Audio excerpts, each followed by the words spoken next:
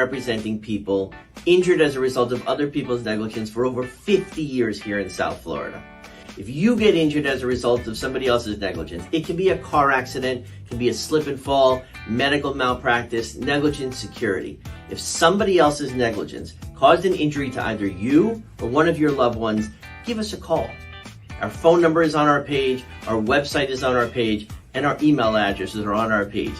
Please give us a call for a free consultation. We'd love to help you. Let Zach and I protect your rights. I feel like 2024 is going to be magical.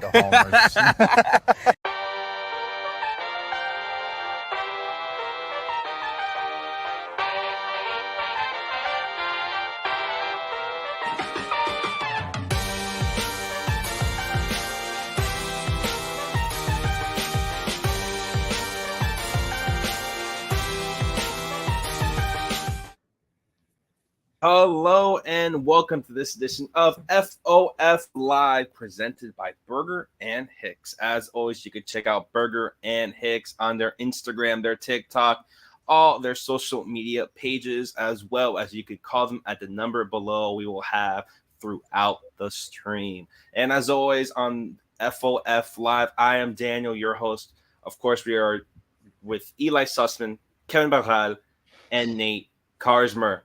Guys, fellas, what a series it was for the Fish, taking 2 out of 3 of the defending National League champions, the Arizona Diamondbacks, and doing so in a fashion where we haven't seen so far this season. It was all pitching, with a complete game shutout from Brax doing the Maddox. Ryan Weathers with, again, another amazing start. In the middle game, the Marlins did lose that, but Sixto Sanchez, after that first inning, continues to impress, at least going 5 innings. So you can at least say, on that note, on a positive note, that at least all the pitchers had 5 or more innings pitched this entirety of the series. Eli, you're going to start me off with the highlight of this entire series, Mr. Braxton Garrett. Yeah, he lowered his ERA to 5.30, and that is kind of the fun of the small sample sizes, where I thought he was looking great even in his 2 starts prior to this. And then this is the one where finally the stars align and things come together. He was amazing. Kind of a reason why I faded him coming into the year and didn't think he would be quite the same guy he was in 2023. I didn't think his commands would be sticky from one year to the next. It's a hard thing to keep up with his ability to constantly attack the strike zone last year, to paint his stuff on the corners for a guy that doesn't throw hard, for someone who maxes out at 92 miles per hour with his heater, usually sits lower than that. And he's kind of proven me wrong to this point. His command has been excellent, especially in this outing in particular. Yeah, it was awesome. It was really efficient. He is the first Marlin to give a complete game since Sandy over a year ago, and he did it, as you said, with a lot of style points, with the efficiency he had to shut out the Diamondbacks as well, to do it on the road. Yeah, that was awesome for him, and it set the tone and made things easier the next night to have the bullpen rested for Sixto and make that game kind of competitive more than it had to be. And now the bullpen is really rested because Weathers himself with a quality start in that final one, heading into this one. Yeah, the starting pitching as a whole, this is now, including the Braxton game, what's 5 shutouts in the last 2 weeks? I mean, that is, for some teams, they don't get 5 shutouts in an entire season. And for them to do it in the past couple of weeks, all those caught by Nick Fortes as well. So I just wanted to shout out him, that Fortes caught the first game and the last game of this series. And I don't think that's a total coincidence. Yeah, just incredible performances. Again, Kevin, and what also, Nate, I want to ask you guys about Braxton. That this was, again, the highlight. Just incredible to see from him, a complete game shutout. Kevin, him doing it on 95 pitches. It seems like when we're always talking about Brax, it's always he's at a threshold of maybe 75, 80 pitches. And for him to get a complete game shutout in under 100, it's really something incredible. And what does that tell you about Brax and his ability moving forward to get to that 100-pitch limit? It was efficient. It was extremely efficient. It was about 10 pitches per inning. You don't really see that, and it's a combination of really inducing a lot of ground balls and a lot through the air. A lot of it was through the air for Garrett, a lot of fly balls, but still showing that he could be a strikeout dominant pitcher when he needs to. He struck out 6, didn't walk a single one. It was really good command and control for Garrett. I mean, couldn't have asked for a better start from him, and it's against an Arizona lineup which honestly dominates left-handed pitching, and they were one of the better lineups against left-handed pitching. OPS over, I want to say, close to 800, and batting average over 270. So, for him to do this, not just only Braxton Garrett, but also Ryan Weathers and this whole rotation this weekend, doing what they did against that dominant, a really good lineup at the end of the day. Christian Walker's still really good. Corbin Carroll may be struggling, but he's still at one point one of the better players. Until Marte had a hit streak going. Until Marte, they snapped the hit streak too, surprisingly. So yeah, I mean, it's against a really good lineup, and it was just extremely efficient what they did. Not just for that Friday game, but throughout this whole weekend. Yeah. Nate, talk to us a little bit about this series. Who impressed you? Again, Ryan Weathers, Braxton Garrett having incredible starts. Sixto, at least going 5 innings. But talk to us what else you saw from this series, maybe more on the hitting side. Yeah, I'll just go off the pitching. What everyone's talking about the pitching. The guy's really attacking hitters. Kevin mentioned how Braxton had no walks, which is huge, especially when you can get down with the aggressive lineup that Arizona has. And you can rely on all his off speed and get that across everyone. Have to worry about relying on his fastball, especially in hitters' counts. And Ryan Weathers doing the same stuff he did the entire month of May. He's had I forgot his ERA is low 2s, I believe, in the entire month of May. Jeff Nelson mentioned on the broadcast all the time when a guy like him is not really relying on his plus fastball. He doesn't have to throw 97, 98. He can throw 95 and still get guys out and be super efficient, which he's done the entire month. And Sixto having the same issues that he did in the first inning, but he did end up going 5, which is the longest he's gone all season. So that's impressive. And on the hitting side, Jake Berger, who's brought his average up to 195 on the season. It doesn't feel like that, but he's up to 195, especially the way that he was hitting late March and early April before he got hurt. But definitely encouraging for him. Also, Jazz, the way he's hitting lefties. There were multiple lefties this series that were thrown at him. And he could have been the guy that really got the Marlins the win in game 2, but could argue that he dotted out of the box, but he looked really good against lefties. And that's the part of his game that needs to take the next step if he wants to become an elite player, superstar type of player. Josh Bell got an RBI on Saturday. Just a lot of the Marlins hitters that you expected to do well, they're really coming into their own. And I believe that, along with the pitching, is what's been so key for them starting the tack-up series wins. And I'm glad you mentioned Jazz, because I think, Eli, you may have noted this either on the live stream or on Twitter, but Jazz has been hitting lefties pretty well this season. OPS in the upper 70 and the upper 700s. 250 batting average. I'm working on this article about Jazz in 2022 to this year, and you look at his 2022 splits against the lefty, he was hitting way under 200. It was in the 140s. It was under 250 on base percentage. It was really, really bad, and that's definitely one of the biggest improvements in Jazz's game. Obviously, something that our good friend Alex Krutchik has mentioned a couple times is that with Jazz in 2022, Donnie barely put him out there against the lefty. So definitely good to see him getting more reps against them too. He's back in the leadoff spot tonight. He's facing obviously a righty in this case, but in Michael King. But good opportunity for Jazz to get out there against some lefties, and continuing to see the improvement. And Jesus Sanchez also someone who has shown that he could do it against the lefty as well. Like he got that walk off against the Rockies against the lefty.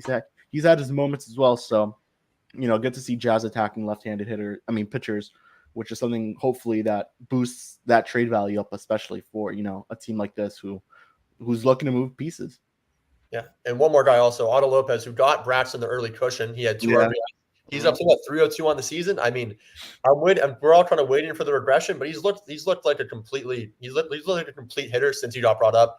And it's really encouraging having a guy like that in the lineup. And I'm just Crutch had mentioned he's like a guy that you see him and he's still extremely excited to just be called up, and the way he's performing is really great. So hopefully he can keep it rolling this way. He's up to an 830 OPS as well. It's just great from him.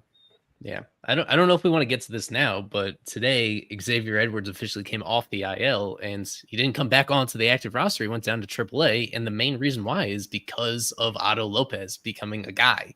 A couple months ago, Otto Lopez was a waiver claim. He was somebody that was totally they had zero expectations for, and now he is temporarily taking Edwards' job at the big league level, even though Xavier is healthy and even though he's doing well at AAA right now. So that's been an interesting twist, and that's a good problem to have, where you have both of those guys available and they have enough versatility maybe to coexist on the roster moving forward. At this moment, the reason why this team needs all the offense it could get, needs some guys that can drive the ball a little bit. And Otto has been able to do that. And the numbers kind of speak for themselves. So he's here for now, and he's kept his spot. He's had to produce. There's a lot of pressure on a guy like that to produce from the day one that you get up here in order to keep your spot. So a lot of credit to him. That has been a nice find for Peter Bendix. Yeah, just really incredible how Otto Lopez just has been performing. I also want to ask you guys, the way the Marlins have been performing. This is their fourth series win in a row. Just going off to this now really hot streak after, starting off very slowly, having gotten their first series win, and seemed like in more than 6-7 series to now get 4 in a row. Did this change your guys' perception of the team so far, now that they're being able to get these series wins and against teams relatively at or above 500? Not really. I mean, this is what we expected from them when the season began. This was what we wanted to see from this pitching staff. The offense still not to the standard that I think most of us expected it to be at. We assumed it would be a little bit better than what we saw last season, but finally starting to see guys like Josh Bell, Jazz really get it going. Jake Berger finally gets it going after his horrid streak coming off the IL. So I'm not going to say, it's changed my perception, but it's definitely what we expected from this team. And, they're honestly one of the hotter teams in the month of May. And that's really good to see. Now, are they going to all of a sudden start competing for a wild card spot? No. And I know I think it was like 8 games behind or something, but there's no way they're competing for a wild card spot. They would really have to light it up in the month of June to even show something close to flipping some minds out there. But yeah, no, it's what we expected. No, their playoff odds have shot up from 0.1% to 0.4%. It's still a chance. So all you got to do is keep quadrupling those odds every couple weeks, and then maybe by September they'll be sneak back into the race again. Yeah, I'm with Kevin on it, where there's still real concerns about almost everything. Even with what we said about the rotation, this is going to be another test of that in this first game against the Padres. It's really strong top 3 of the rotation that you feel great about, with Luzardo and Braxton and Weathers, and then with Trevor and with Sixto, those are still enormous question marks that even when those guys are on their game, they don't eat innings for you, even when things go perfectly well for them. So that's the biggest strength of the team, the starting pitching, and yet you still only have 3 starters that you can really believe in. And that just goes to show that it's going to be really hard for them to continue to stitch together series wins, just because 2 out of every 5 games, you have pretty big question marks. And then everything else around this team, I don't know if there's enough talent there right now to overcome it. Yeah.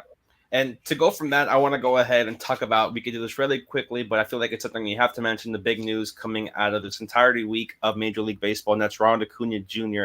getting injured, tearing his ACL for the second time. The last time it happened was at Marlins Park. Eli, I'll start with you. I feel like, again, something we have to mention, one of the best baseball players in the league right now, someone, a division rival, plays for the Braves. Just what does this mean just for baseball, and maybe a small outlook on the Braves, and maybe what it can mean for the Marlins as well? Yeah, it's devastating for your fantasy team, Daniel. I'm sorry. Yeah, I know. Losing him just like this, expecting that he's going to come out of it, because what had made this odd is he was just not performing very well this season to this point. Even when he was presumed to be healthy, he had a little knee scare in spring training, and I don't know, that doesn't seem to be related to this, but it is in real life. It is devastating to the sport to lose a guy that gave everybody such a special entertainment experience last year, with not only being the MVP of the National League, but doing it in a way that we literally have not seen before in terms of combining power with base running. It's a whole lot of fun right there. And so it leaves a void with the Braves, just as they were getting a couple guys back from the IL. It sets up a situation where the Braves, they have the streak where they've won 6 straight NL East titles, and now that's in serious jeopardy. I think almost anybody would at this point say that the Phillies, having already built a lead for themselves, that it's now their division to lose right there. So that in itself is kind of an interesting twist that we've not been accustomed to before. We're accustomed to the Braves more often than not choking in the playoffs, but at least during the regular season, they've been a machine. over these last handful of years during the Acuna era. He has been the face of their team during this stretch of winning back-to-back division titles. So, but they have shown just 3 years ago that they can win the whole thing without him, because this is the same injury he had, except it's to the opposite knee, but it is the same injury that he tragically had in the middle of the 2021 season, and they still won the World Series that year. So you would expect Braves to still be aggressive at entering this year. They're still going to be a very strong playoff contender. And what made the difference for them in 2021 is they were the most aggressive buyer at that deadline. And they bought literally 4 different outfielders in trades, including Jorge Soler, including Adam Duvall. The Marlins sent them Adam Duvall right before the trade deadline for Alex Jackson. And that continues to be one of the more unpopular deals that they've ever made, because nothing much to show for it. And Duvall was pretty critical for them down the stretch. So this is where Alex Anthopoulos tries to prove yet again that he is the best in the business in terms of baseball operations, folks. So I will be fascinated to see from afar what exactly he has cooking up over the next couple of months. This is something that Eli's mentioned, that now trades with division rivals are a little bit more common given there's less games. So, I mean, you never know. Last time the Marlins did this, it was with the Braves, I believe, or the last big trade when it happened. It was the Duvall swap. So, you never know. Obviously, I don't think the Marlins will trade with the Braves again after what happened last time, but this is a new front office, so never know. Maybe, we've heard Jazz say he loves playing at Truist Park. He loves the Braves. He loves playing with Ronald. You put Jazz in a corner spot. That wouldn't be too shabby of a spot there for him. Definitely doesn't have to rely too much on the athleticism in center field or the speed, and it's going to help his defense a lot more, I would say, or at least his defensive metrics. So I wouldn't say no to that. And the other one's DLC, obviously. Yep. Different player there with, the defense not very good whatsoever, but it's another bat that they could use to replace what Ronald Acuna, everyone expected Ronald to do towards the middle to back half of this season. So wouldn't shock me if the Marlins and Braves maybe link up on a trade. You could say the Mets last year with Robertson and the trade of Fernandez and Vargas. And that one too. Yeah, the Marlins also, they're definitely the loser of that trade, even after just Robertson's performance last season. So maybe cut out the division trades. That's especially with how they looked recently. Yeah, we'll see what happens there. And to continue the trend of trades, again, the Marlins are playing the San Diego Padres, and again, it's been a short time, just a couple weeks since the Luis Arias trade, but let's look back at it and see how the players the Marlins have acquired on this trade are doing. We know Luis Arias has just been seemingly on a tear since getting traded to San Diego. But Kevin, I want to ask you about who the Marlins got in return and how they're doing, because we'll get to Luis Arias when we go and look at the lineups. But talk to us about how are the players doing that the Marlins received in that trade. Yeah, as much as I want to talk about those guys, I just think we have to talk about Luis Arias himself. This guy, in about, I want to say, 87 at-bats, 91 plate appearances, he's struck out 3 times. He's back to Luis Arias. He's hitting .391 with the Padres with an OPS at .889. I believe he's now just behind Shohei Ohtani for the National League batting champion title. And, I mean, imagine he wins that one, too, 3 times with 3 teams in 2 different leagues. That would be definitely interesting for someone like Luis Arias, and he's in a position where he doesn't have to play second base every day like he did with the Marlins. He could play first. He could DH. He's playing first tonight for the Padres, leading off. So it's a really good role for him, a really good opportunity, and a really good situation for him. But yeah, the prospects, I think that's what everyone, I think for the Marlins side, wants to know. Dylan Head is currently injured. He's on the 7-day IL. I believe that was retroactive. He should be eligible to be reinstated soon. It was more of a precautionary thing from what our good friend Fish on the Farm told us. But, in the limited sample size was 3 games, 12 plate appearances. I believe he only played center field in one of the games, left one of the games early as well, but he showed good stuff. He had a triple, had an RBI. He looked really good. Then the other 2 names, I think, Marcy and Martorella, they got up to great starts with their new organization. Especially Martorella was hitting over 300, looked really good, was playing left field for the most part. Marcy was in center. Marcy continues to be the leadoff guy for the Wahoos, and just kind of taking a big step back from what they had started to do. Marcy continues to be a guy who's really good with the plate discipline, draws walks, all that stuff, but really struggling a lot, as well as Martorella, who just took a huge step back. He was OPSing over 800 when he got here, and now at 470 OPS with the Marlins. I think that's the part that needs to be made clear. Overall, their stats don't look as bad as now, but then the other name, Woo-Suk Go, he was another guy in there. He's been all right for Jacksonville. Really low strikeout rates, low walk rates. It's a very interesting pitcher. He's only made 6 appearances, though, so maybe, hopefully, we see him ramp it up a little bit soon. And this is a guy who they're paying, I want to say, $4.5 million. So at some point, I would like to see him on the Major League squad. I think he could be a nice help, and probably will after the deadline. We see a couple relievers get dealt, as Tanner Scott and whoever follows that. So, there's still time with this. With the return, especially on the younger side with Dylan Head, but definitely not good to see the bad starts that they've gotten off to. And I think Carver was saying this on the Spaces yesterday. These are the type of players that, if you're the Marlins fans, you're looking at these guys as some sort of a barometer to see if this development system does flourish. And another one is like a John Cruz, who's just 18 or 17. Then Dylan Head, who's I think 19 or 20 years old. Those are the type of players you look at. But yeah, not off to a good start with this trade. Just to add a little bit more context on Martorella, I talked about him on the Small Pod. Subscribe to Fish on First wherever you get your podcast this morning about his recent struggles. He got off to a decent start his first week, and it's been the last 2 where he has been doo-doo for the Marlins at Pensacola. 3 hits in his last 40 at-bats. This is somebody where entering the organization, he had almost as many walks as strikeouts with the Padres playing at the same level, the AA level. And to see it now, you see here just 3 walks and 19 strikeouts for Martorella since coming over. It's bizarre to see his plate discipline go away.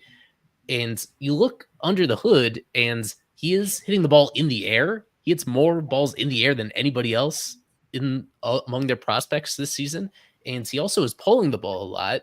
And you would think that would lead to some sort of power production, but also 0 home runs.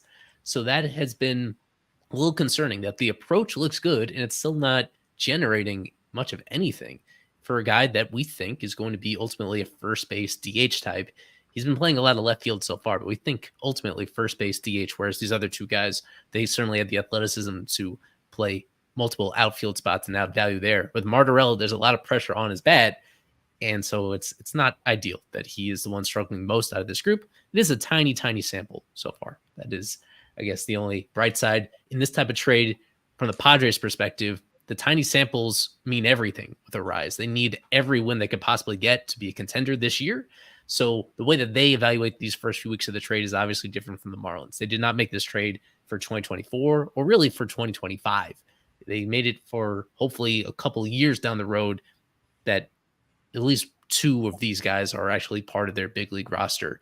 And so we don't want to overreact, but so far, it thankfully, I don't know. I can understand why people might be a little bit concerned so far about what they've seen. Yeah, and with this, do you guys believe, in terms of flourishing, do you have any confidence in terms of the development system of the Marlins? Everything, God, just bringing in new people to help the development, to help bring guys, help this farm system. Are you guys confident in those people that they can get the most out of these players? I just can't say yes or no right now. It's such a, we're not even, I want to say 2 months into this minor league season. And I think we could start off by saying that a lot of these guys have been not performing well. You look at Jupiter's lineup. That lineup is really bad. There's just no other way to put it. It's maybe one guy who's been hitting over 300, and that is 23-year-old Ryan Ignafu, who should be hitting like that at a level that is not for his age. But, we'll give it time. I think what Carver said is, I think, honestly on point. Check out John Cruz, see how he does. And that's a good barometer to see if this will work or not, because then there's guys in the upper levels of the minor league system that are really mostly developed by this former regime, like a Troy Johnson, Griffin Conine, those type of players that you see up in AAA. And we'll see. Right now, I can't say yes or no, but definitely not looking good so far. But it seems like, and Carver mentioned this again, it's it's a lot more iPads, a lot more analytics being involved, things that players didn't have originally that are now available to them. And that's definitely a step in the right direction. And you see a lot of different approaches with the Joe Mack, for example. They were very aggressive and they moved them up right away from below 8 when they noticed that he was really getting it going. And I wouldn't be surprised if they do it for more prospects. You know, Victor Mesa Jr. started in AAA when you could have made the case he should have started back in AA. So, you know, it's things that you wouldn't have seen from this regime last year that you're now seeing, you know, this year. Yeah. And with that, I think it's a great time to go into our break, and then we can have a little bit of a long form discussion in terms of our rise as a Padre, this lineup, and maybe what can we expect from this 3-game series. Eli, hit us with the flip fish. This is the easiest one I've done so far. It is an old school one, but I wanted to give you guys what I think is a layup. Former Marlins and Padres player, as we always do, picking somebody who was with both these organizations at one point during their career, giving you some hints from their baseball reference page. Here it is, a former right fielder. He played a little third base and shortstop as well. Over 2 decades in the majors, 60 WAR during his career, over 500 home runs. I don't think I have to point out any more hints there, but think it over. We'll go to our break. Get it. And on the other side, we'll do the reveal and we'll get to the rest of the show. So stick with us here on FOF Live. We have been representing people injured as a result of other people's negligence for over 50 years here in South Florida. If you get injured as a result of somebody else's negligence, it can be a car accident, it can be a slip and fall, medical malpractice, negligent security. If somebody else's negligence caused an injury to either you or one of your loved ones, give us a call. Our phone number is on our page, our website is on our page, and our email addresses are on our page. Please give us a call for a free consultation. We'd love to help you. Let Zach and I protect your rights. Please, Kevin or Nate, figure it out. I think I know who it is. You don't know who it is? I know. I said I think I do. Oh, okay. I'll let you go. Go for it. I think it's going to be Gary Sheffield. Yeah, Gary Sheffield. Good. Well done. Let's go. There we go. What was it? Was it the 60 WAR? Was it the 509 home runs? All that. I know he is from Tampa, and I ran into his kids on the travel circuit. They both have the same stance, and they both, I can confirm, have the same power. They go to Tampa. They're around the Tampa area, so that was also a good, big hit. Nice. All right, shout out LMF for getting it. Finally, let's go. Finally got one. Finally on the board. Yeah, But- for anybody that's possibly unfamiliar, Chef was with the Padres before the Marlins and got traded over in 1993. Trevor Hoffman trade. The Trevor Hoffman trade. Yep. Trevor Hoffman you could have put there, but again, maybe too easy in terms of amount of saves and everything there. But let's go ahead and look at the lineups for today's opening game between the Miami Marlins and the San Diego Padres as the Marlins continue to be on the West Coast. So let's go ahead and talk about first. Is there, Eli, give us a little bit of an injury report that came out and maybe stood out to you, or really deep dive into these lineups?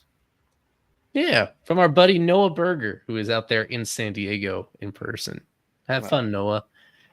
What on here? The interesting one that I touched on was Edwards being. They actually made a transaction to officially bring him off the IL and put him back on the 40-man roster. So he's down in AAA until further notice, but he is officially healthy and he'll be continuing to play. He's at this point basically no restrictions, playing 9 innings. He's splitting time between second base and shortstop down there. The other biggest nugget I would say is Avi Garcia beginning his rehab assignment with AAA Jacksonville tomorrow. Was scheduled to play 7 innings. The way that this goes, if you start a rehab assignment, he's been out a while, but I think even when they slow play it, might be just a week away from having those conversations about where does Avi fit back on this team, because he's coming. They've really taken it slow with this latest hamstring strain. He's had a bunch of these during his career. And then he plays the first game of that in Jacksonville. JT Chagua is pitching, will be his 3rd rehab game. He's getting pretty close to rejoining the bullpen, and he's out of options, so he'll need a spot back relatively soon. Edward Cabrera resuming his throwing program, but he's still a few weeks away from coming back potentially. He hasn't even, still quite a while away for Eddie, where maybe by the end of June, he is back in this rotation. But yeah, the big one is Avi making this progress where you can easily forget about him, but he is still under contract with this team. And yeah, he seems to be on his way within the next week and 10 days of reclaiming his role as the platoon right fielder with Jesus Sanchez. Yeah, well, lots of notes here. Nate, Kevin, anything that stands out to you? Or do you guys want to go straight to the lineups? No, not really. Yeah, Not for me, at least. Yeah, I think Eli hit it all. I mean, obviously Xavier Edwards progressing. We want to see him get some at bats at major league level, but besides that, Eli hit on everything. Yep. All right, let's look at these lineups again. The Marlins going up against the San Diego Padres. Before we get into the Marlins, let's look at the Padres lineup because it's again a lot of red and a lot of interesting names, a lot of familiar names as well for the Marlins. Starting off with Luis Arraez. Kevin, looking at this Padres lineup, it's a name all stars, future stars, Marlin stars as well. What did you see? What do you see from this lineup, and maybe what interests you the most? Because you can go any way with this lineup. The Padres signed Jurickson Profar this last offseason. I believe it was a minor league deal with an invite to spring training. Mm-hmm. And honestly, holy shit, he has been really good. 900 OPS, hitting over 300, on base over 400. I mean, you could not have asked for a better guy to assign to that type of a deal. And he got a huge contract in Colorado. He was not really good whatsoever. Comes back to San Diego towards the end of the season. He looks pretty good for the Padres, and then he comes back. But yeah, he's been really good. Manny Machado's been kind of heating up lately. I traded him in our fantasy league, kind of, stayed keeping tabs with him just to make sure I made the right deal there. But yeah, I think the name everyone wants to talk about is Luis Arraez, who's been on fire with the Padres, almost a 400 hitter with them. You just couldn't have asked for a better start to a tenure like the one Luis Arraez has given you. And, rightfully so, the Tony Gwynn comparisons are coming out for someone like an Arraez who has been really freaking good. And the bottom of the lineup is no joke either. Luis Campusano has been all right for the Padres this season. Jackson Merrill, rookie, he's really finding his footing in this league. And then Ha-Seong Kim, who always is one of the better players on this team and in the National League. So really good and productive order from top to bottom. And I won't stop. And I think I'm not going to let it slip. Donovan Solano signed a minor league deal with the Padres. He's now with them. So yeah, a couple former Marlins on there, but guys who've all produced for the Padres since coming. Yeah. And again, looking at this lineup and you look at their record, it probably doesn't even, you wouldn't think that a lineup with all these stars and names would be 500. But again, they've had a very up and down season. Eli, again, almost the same question that I gave Kevin. What really stands out to you? Because again, you have Ha-Seong Kim, probably one of the best defenders. You have a top prospect right above him, and then you have a couple former Marlins as well, sandwiched in between. Yeah, well, let me pull up the Jurickson Profar Baseball Savant page because this is a guy that even when he was performing okay in the past, he'd always been somebody with pretty discouraging underlying stuff. He just hasn't been an exceptional athlete or somebody that hits the ball really hard or even someone that graded out really well defensively.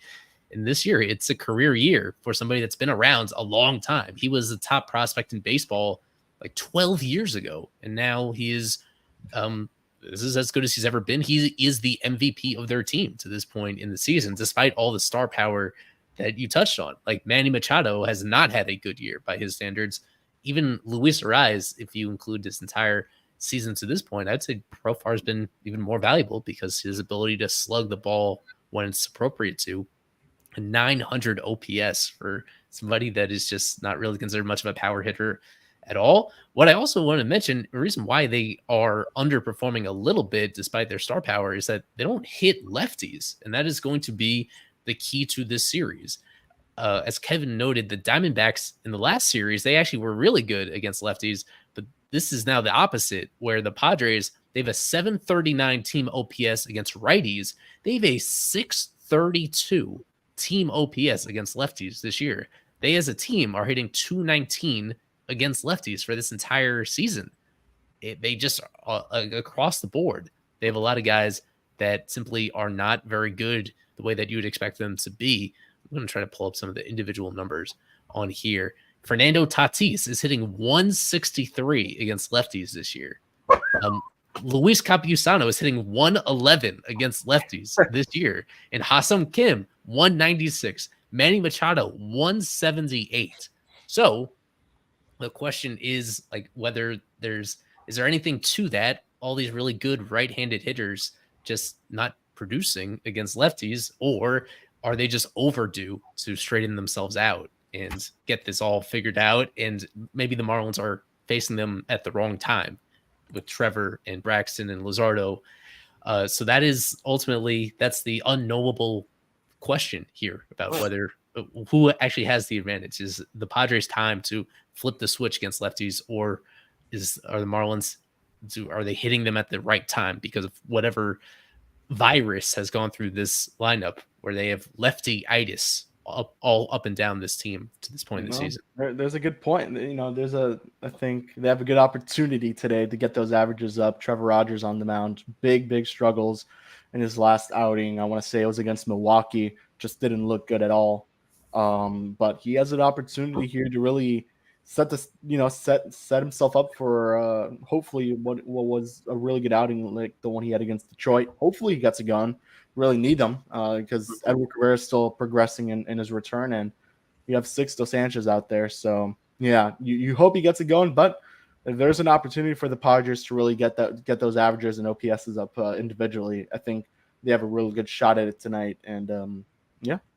Yeah, and one more thing about the Padres, with how much depth they have, and keep in mind, this is all without Xander Bogaerts, who they signed a decade-long extension last year, and they still have so many guys with all that red on their baseball savant, and just so many guys that even if you're like a casual baseball fan, most of these guys. And of course, they hit on Jackson Merrill, who they drafted in 2021. Just the Padres front office way to just keep rounding out this lineup is ridiculous. And Luis Campusano as well. Even guys who are struggling, like Ha-Seong Kim, who's also a star in this league. It's just, it really is a testament to AJ Preller and how well he has done with the Padres. So, just incredible on that end. I'm surprised, forgot we even mentioned Andrew Bogart was on the 10-day IL. Just a lot of different names there from the Padres. Eli, I want to ask you, because you know Michael King, you're in the area, you've seen him a lot on the Yankees. What can the Marlins expect against Michael King? Because this is a guy who started almost reliever. Last year, he really fleshed into a starting role with the Yankees, was part of the Juan Soto trade, with maybe the main piece from that trade from the Yankees to the Padres. The bigger trade was him being a part of the Garrett Cooper trade. Come on. That's right. It's still haunting Miami. Yeah, for people that don't remember, Michael King was a Marlins prospect, and one of the very first trades that they made under the Jeter era was sending him to New York for Garrett Cooper. And I guess that was somewhat of a win-win. Cooper had good years, and Michael King was a great reliever until just at the end of last year, the Yankees experimented with him as a starter because he's always had a really deep pitch mix, and he's generally had very good commands. Mm-hmm. And this year, so this is now his first year as a full-time major league starter, and the results have been, it's just been really confusing, where at times, a game where he allowed 7 walks, which is about as many as any pitcher has allowed in any game this year. That was back in 2 months ago. He had a game right after that where I think he took a no-hitter into the 7th inning, and then he's constantly vacillating back and forth, where even this month he's had 2 scoreless starts, and then he's had one right after that where he allowed 6 earned runs and 8 hits against the Rockies at home in San Diego. So I have no idea what to expect from him. He is probably the ultimate example of a Jekyll and Hyde pitcher that you see right now. And I had higher expectations for him, and I think most people did. So all things considered, it's a slightly disappointing year because the Padres were relying on him and are relying on him to be a starter for them this entire season, or as most of it as possible. And to this point, he's been more of a 5th starter type than somebody that you consider you'd actually want to be afraid of. Yet at times, he's now had several of these outings where when he's on, he's almost unhittable. In particular, he had this great duel with Tyler Glasnow earlier this month, just a few weeks ago in San Diego. That was he had 11 strikeouts in those 7 innings, and he just barely, the Padres were able to eke out that win. So I have no idea what to expect. He is the ultimate wild card in this series, you could say. Yeah, just definitely in terms of there with Michael King, we could shift off a little bit from this lineup and look at the Marlins, because Eli, that this is the first time this season that the Marlins are using these 9 specific players in one lineup. We're going to see Bethancourt with Otto Lopez, Tim Anderson, all these guys there.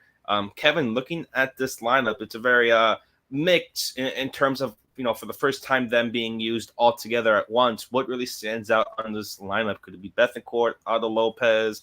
What really do you think on this lineup really stands out for the Marlins? I mean, it's I know it's the first time they've all played together, but it's nothing out of the ordinary. I mean, you have Bettencourt again catching Rogers. Nick Gordon's right there, more or less in the middle of that lineup. Jazz leading off again after I believe he didn't lead off any of the games against Arizona. So, it gets a good opportunity for him to go head to head with Luis Ariz up there in that leadoff spot. That'll be cool. Josh Bell, former Padre, gets an opportunity to go back there and maybe get some revenge on them. So that'll be fun to watch. But no, I mean, it's Marlins lineup.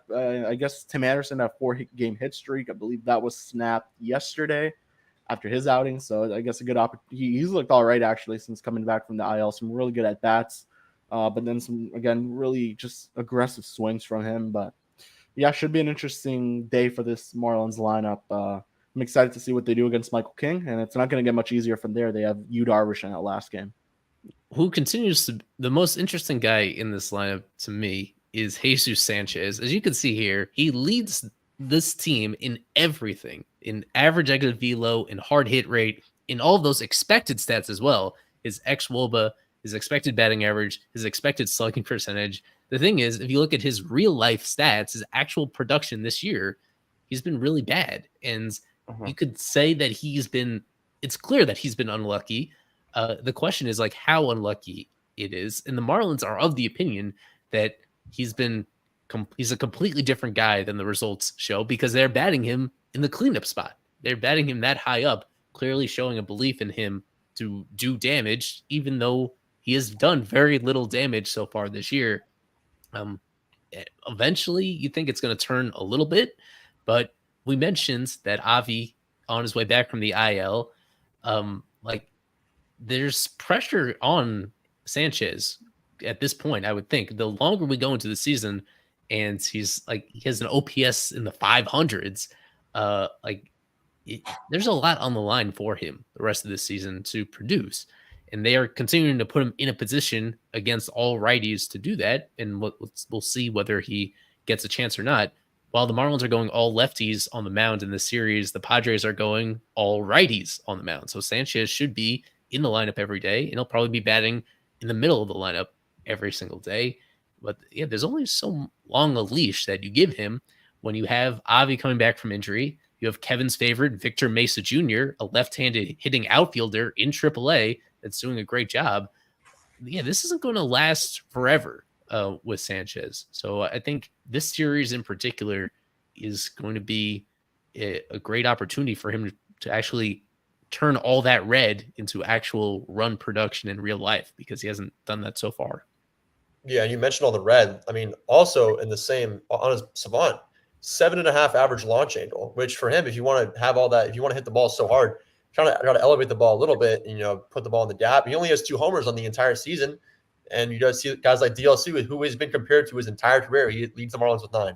So, like Eli said, he's facing a lot of righties this series. So it's a great chance for him to really make in a hitter-friendly ballpark like Petco. If he can get his launch angle up and keep those expected numbers going, there could be a big series. He just has to put it all together. Yeah, I want to go ahead and mention Yu Darvish, Eli, but I want to go ahead and talk about the pitcher they're going to see in the second game. Probably say in terms of what the Marlins are going to face there, Matt Waldron, a knuckleballer. I don't remember the last time the Marlins faced a knuckleballer, and who knows how long. And someone like Matt Waldron, who's had very up and down season, relatively okay for a knuckleballer in 2024.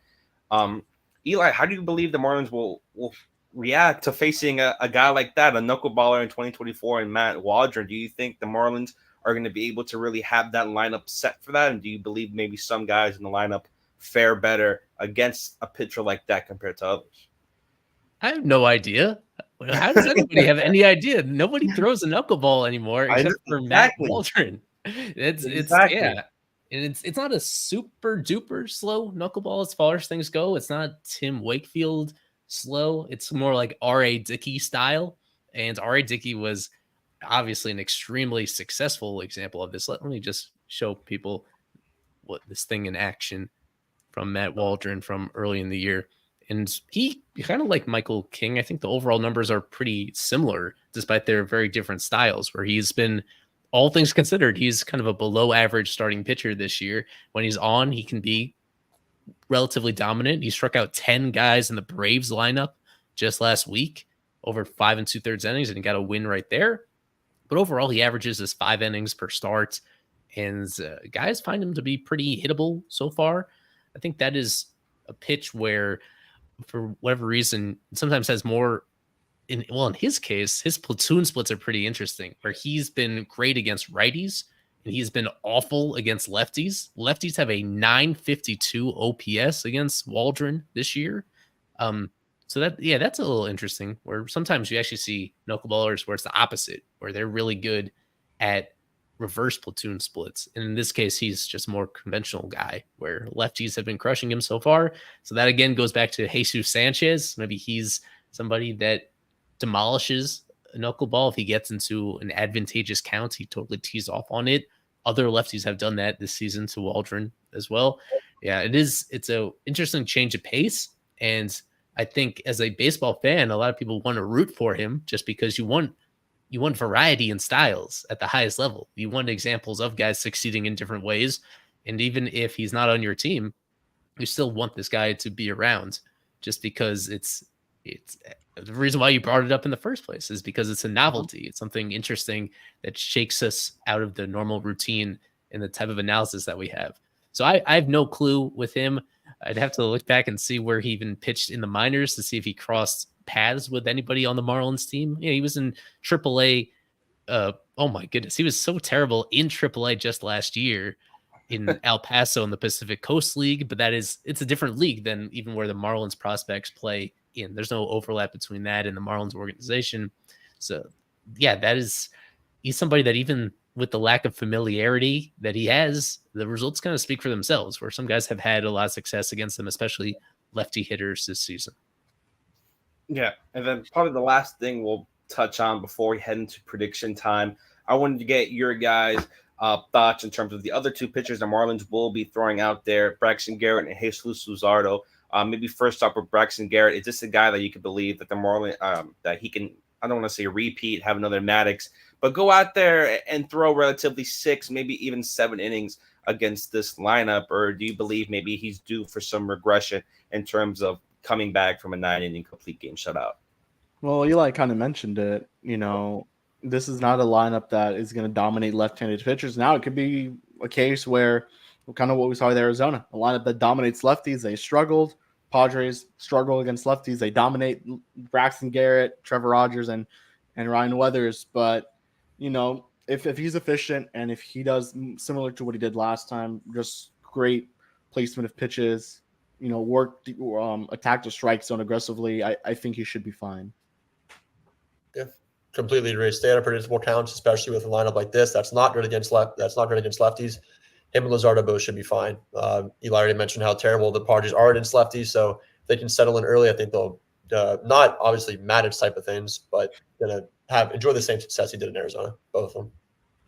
Yeah, and with Luzardo, do you guys believe this is almost an audition for him? Teams looking at him in terms of being traded, because it seems like Luzardo has always been the pitcher the Marlins have been looking at to trade relatively, where it's in the off season or even before that. So do you guys think this could be almost an audition for Luzardo, or maybe he is the most likely pitcher to be traded from the Marlins starting rotation? Yeah, I think this came up on our State of the Fish last night with Braxton and with Ryan Weathers as the two of the other three out of the 3 actual competent starters that they have right now. 2 of them, they're not yet eligible for arbitration yet. They have so many years ahead of them that there's just not a whole lot of incentive for the Marlins to deal them.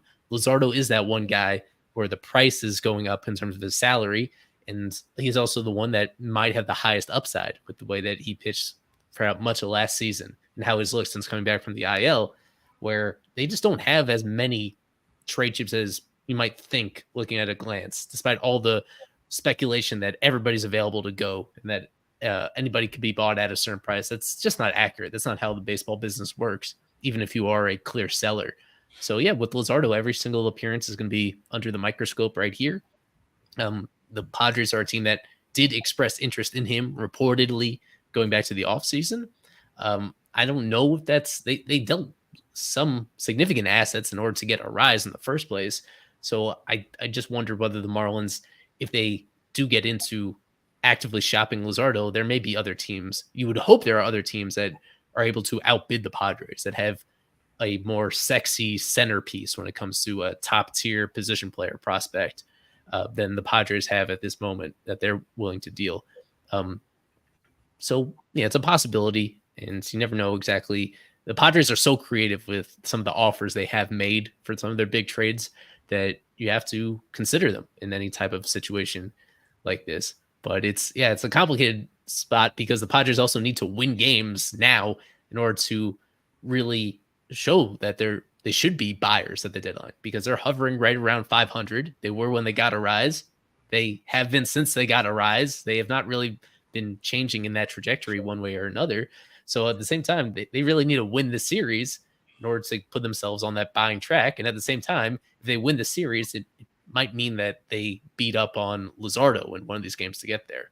So that's the fascinating part of it whenever you have somebody auditioning against a team that would really prefer to do well against him right now, even if they secretly want him for themselves. Yeah, and I think with that, Eli, is a perfect time to head into prediction time, as we're going to be predicting this series between the Marlins and the San Diego Padres. This is prediction time. I don't want to like toot my own horn here, but I'm really good at this. Every time I see him, I just think influencer. I think his TikToks. Oh my God. Yeah. So taking a look at the leaderboard so far, we've been keeping track of this all season long. There's a 3-way tie for first place, including 2 members of this panel at 19 points each. And all the underlined names are on our staff. All the other names are our super subs. And you can, for as little as $4 a month, you can be super sub, fishonfirst.com/subscriptions to get set up, compete with us all season long on here. It's been a low scoring season overall because of how awful the Marlins were for the first month plus of the season, and now how consistent they've been winning series since then.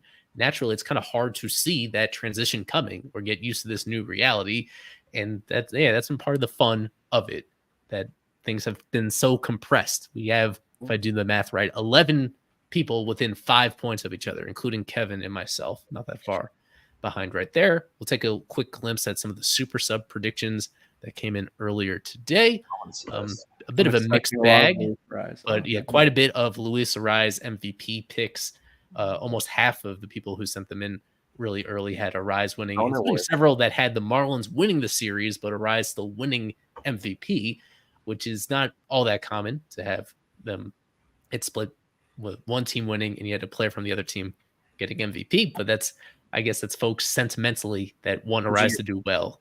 And so that they're wishful thinking, you could say, from them to this point. So yeah, that's an early glimpse. And for our other super subs out there, 15 minutes or so to get your predictions in on our site or in our Discord channel on the Marlins Discord server. All right, let's get things started. So of course, leading off as always, Mr. Kevin Barral. Alrighty. I'm going to go with the Marlins taking 2 out of 3. And my MVP is going to be Ryan Weather. No. No. Sure? It's going to be Jesus Luzardo. Luzardo's going to win MVP. All right, Nate.